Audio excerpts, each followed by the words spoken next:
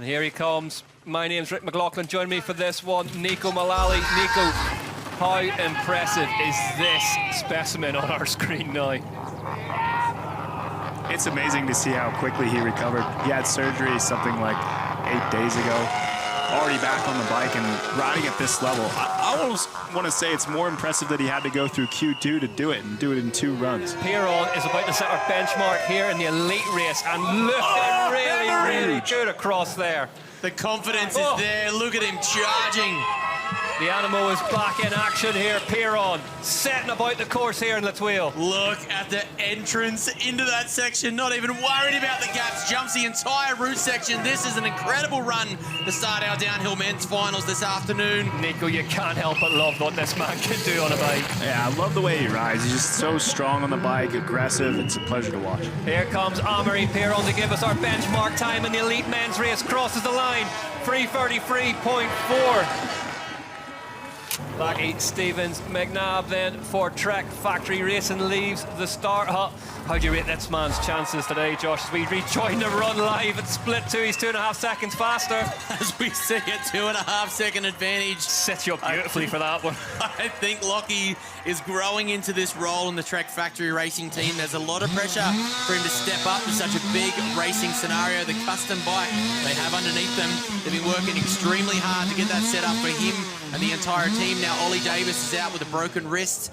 Lockie and Matt Walker are left to really lead the team by example, and with a ride like this, and he goes 3 seconds faster than Jordan Williams, a steep track like this will feed Lockie's ability to send it. He loves hitting that send button, and on a loose track like this, it's made for launches him. All the way up onto that grassy off-camber. Almost tucks the front. There's one to go. Come on, Lockie. Really nice line through there. Lockie Stevens-McNab heading for the hot seat here in Thuile in the Valley d'Aosta, and goes fastest by 1.8 seconds. So Trek Factory Racing leading the way here. Ryan likes what he sees.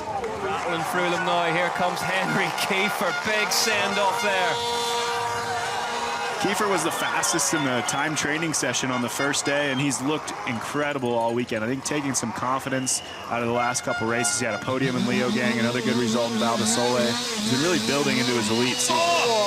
Gets the pre-jump. I've been waiting for that all weekend. He's slightly back at Split 2 for the moment. Yeah, really cool to see. I mean, Fabian told me he's been on the Canyon team since he was 12 years old. He's faster by 100th of a second. Henry Kiefer here, attacking in Thuile. It's awesome to see a guy they've been invested in for so long coming around and delivering. Obviously had a great junior career with the World Championship, but into elite, he's really putting the good results in.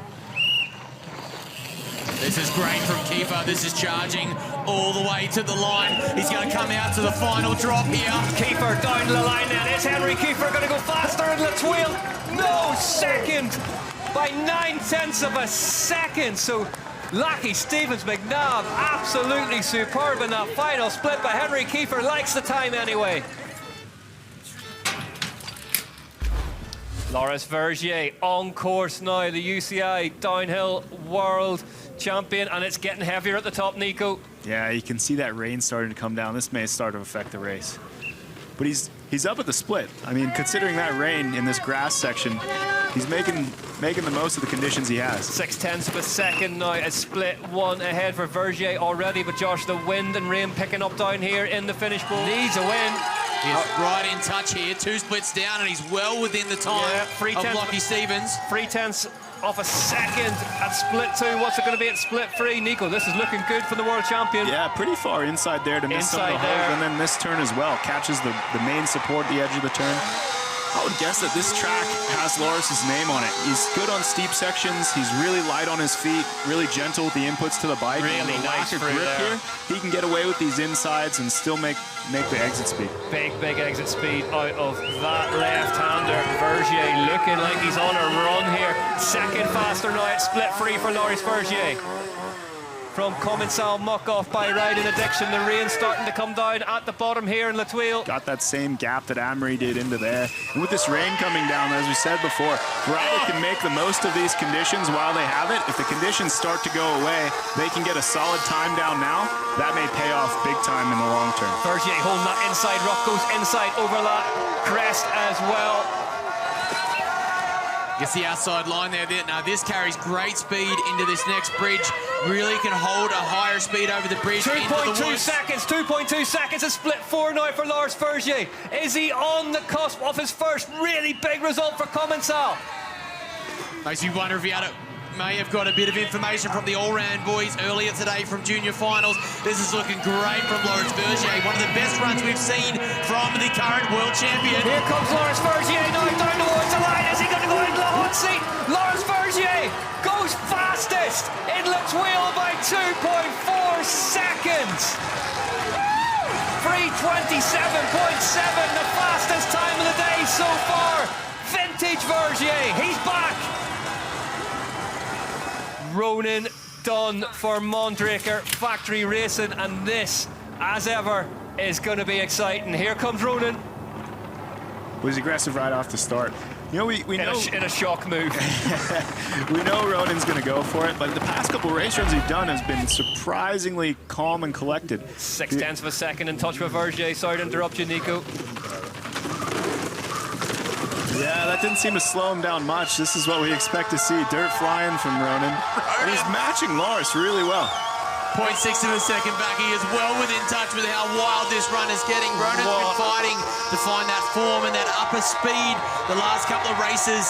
He's a man we expect to be on the podium, and we expect to lay something down that is hectic. Ronan Dunne is on fire here today. His girlfriend watches on at the bottom. That can't be an easy shift. Watching Ronan.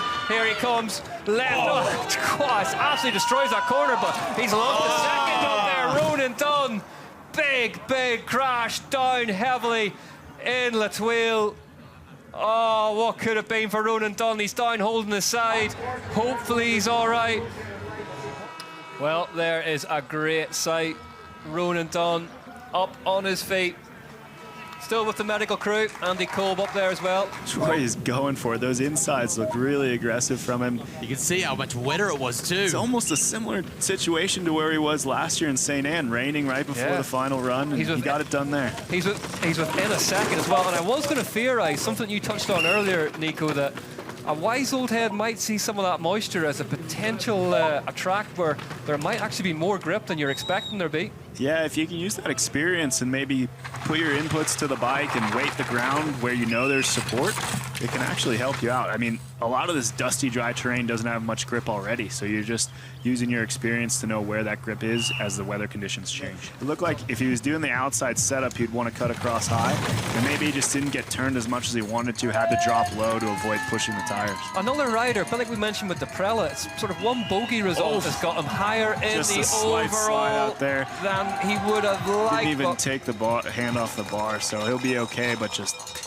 going to lose a few seconds of that tip over. Slides out there, Josh. And I was just about to say that, it's basically, it was one bogey result before today that sort of affected that overall stand-ins, but Brosnan in the wars here. Yeah, turbulent scenario is probably the right words. Troy Brosnan comes down to the line, 11.2 seconds back in 15th place.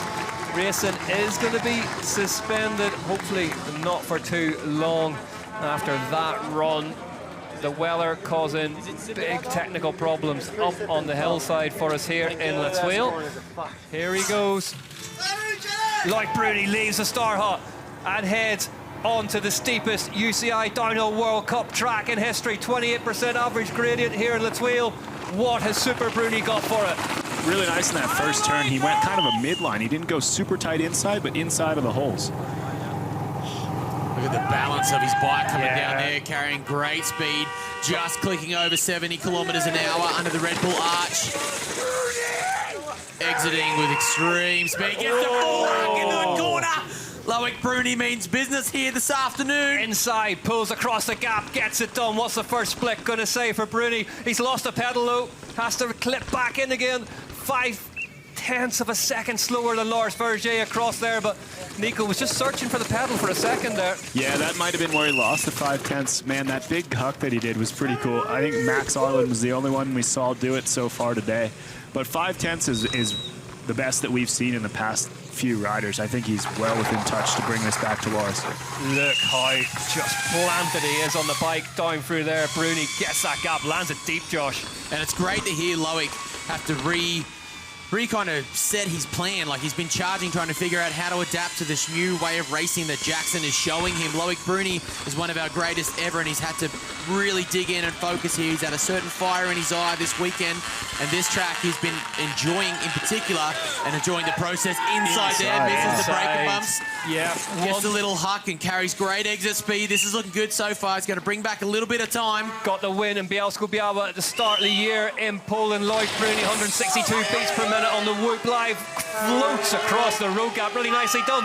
0.2 of a second faster. Split 2 for Bruni now. First time we've seen the lights go green in a while. That time Lars Vergier's in trouble now. Nico Mullally. This is a classic Bruni run. He hasn't put a tire wrong yet. This is vintage UCI Downhill World Cup. Vergier and Bruni going at it here in La Thuile. Oh, it doesn't get much better, does it? He's slower, now he's faster, and he's slower. Let's see what happens in the fourth split. A ding-dong battle between Vergier and Bruni, two of the biggest names in the business on this brand new course. Here we go, split inbound. Bruni a second back now on the time of Vergier. It's advantage Vergier. What one to go here in La Thuile? It looked like he carried really good speed into that splits though, so he maybe have enough to bring this back. 168, 170 beats per minute on the Whoop Live. 90 to 100% into the red zone for the man in red, Super Bruni. On course. Can he beat Lars Vergier today? Loic Bruni heads towards the finish line. Is it going to be enough? Bruni goes second fastest by 0.4 of a second here in La Thuile. Laurent Delorme, not what he wanted to see. Vergier hangs on. Hey, Lucas Shaw leaves the star hop for the Canyon Collective. Neatly done. He's so calmly aggressive. It's like you can't tell how hard he's pushing because he's so precise with the bike. His inputs are so intentional. Oh, Lucas Shaw! Feet off, keeps her moving though. Tries to drag the knee in the last corner before the speed trap. Look at it, he's lost a little bit of speed there. Didn't quite click that 70km/h mark. Mistakes like that, you can't get away with that anymore. You used to be able to get away with it and bring it back, but you have to be on point from the start to finish. Oh, gets a little bit hung up there. He's got a couple of corners to go. Still really nicely done from Lucas Shaw though. Still hopefully some good points for him in the overall. Crosses the line, 12th today. 6.2 seconds back, and now it's a one-on-one show. Vergier is going to come under pressure from Jackson Goldstone. Jackson Goldstone for the Santa Cruz Syndicate. Leaves the start hut in La Thuile. Last time we had 4 wins in a row from Aaron, Jackson was merely 8 years old watching the American superstar on telly. He said he had a messy run yesterday. He was shocked with how quick he rode Q1. He's seen that there's more time in the track with Loris, Loic and the all-round brothers. This is going to be electric to watch today. You've got to go back to 2012 for the last time someone did 4 in a row. Jackson Goldstone sets off in La Thuile. Really neatly done through there. We know Vergier was mesmerising up top. Has Goldstone got the beating off it? What is this next time going to tell us on a topsy-turvy day here in Italy? Jackson Goldstone is back on the clocks by 0.7 of a second, but Nico, that's closer than just about anyone's been. I think oh, big moment there. Right where he needs to be. I mean, naturally that section's flatter. It wasn't going to suit him anyway. So I think if he can get to here and really open it up, he's got a really good shot at this. Now coming into these steep sections, this is where we expect Jackson to be able to swap direction and pull up and accelerate very, very well. It's one of his strengths. He can huck and butter every backside through the rest of this section here.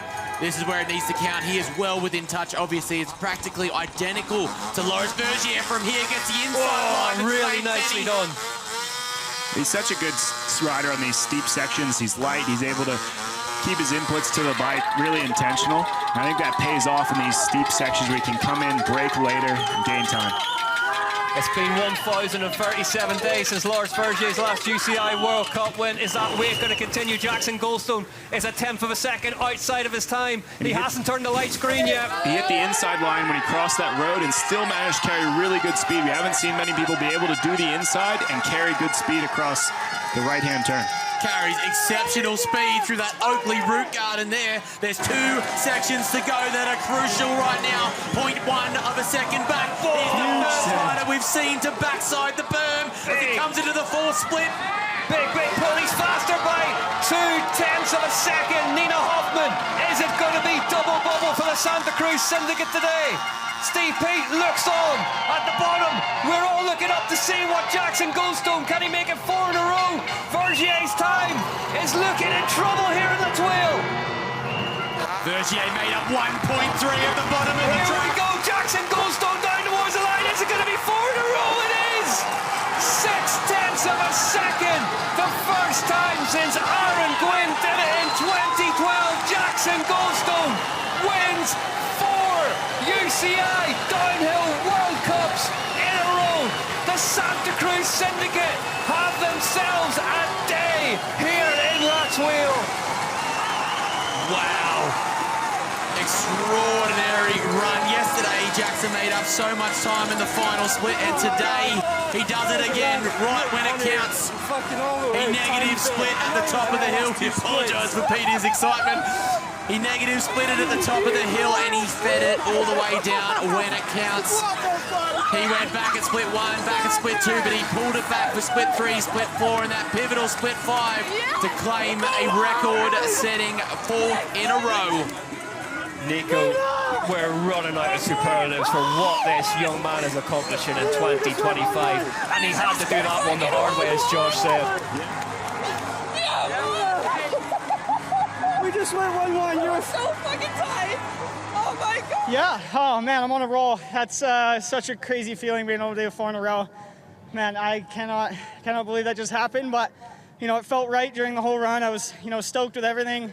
Had a few moments. The dust is so soft here and so powdery that it's really hard to not get sunk in and have those mistakes. But I pushed through and just gave it everything all the way down to the bottom, and it was good enough. I haven't even seen the time, so I know it was tight, but man, that feels good. There is the results then. Goldstone, Vergier, Bruni in 3rd, Stevens-McNab, Kiefer, Maples, Mays, O'Callaghan, Williams, Pierron in 10th. How impressive is that? Jackson Goldstone takes his 4th win in a row in 2025. Moves within 1 in the overall wins tally off the man in 2nd place today, Loris Vergier. 6 wins now for Goldstone. Bruni a bit further up the road on 11, excuse me. 3rd place today, so it's Goldstone, Vergier, Bruni. So here's how the overall looks then. Bruni's 195 points behind the man who cannot stop winning, Jackson Goldstone. Vergier's in 3rd, and Pierron up in 4th place with a freshly plated collarbone. Shaw's in 5th. Deprella, O'Callaghan, Brosnan, Williams, Pinkerton behind them.